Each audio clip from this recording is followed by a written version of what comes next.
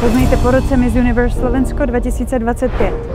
Zkušené, objektivní a inspirativní osobnosti. Každý z nich přináší svůj jedinečný pohled a přístup. Ahoj, volám sa Filip Jankovič, som choreograf a pohybový mentor.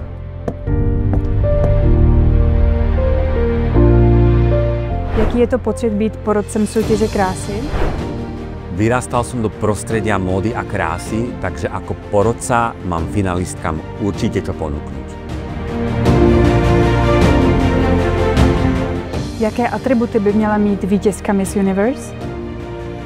Od víťazky Miss Universe očakávam, že keď okolo mňa prejde, tak ucítim prirodzenú gráciu, ženskú silu a pôvab. Která z finalistek získá korunku? Sleduj cestu poroty, která společně rozhodne o vítězce Miss Universe Slovensko 2025.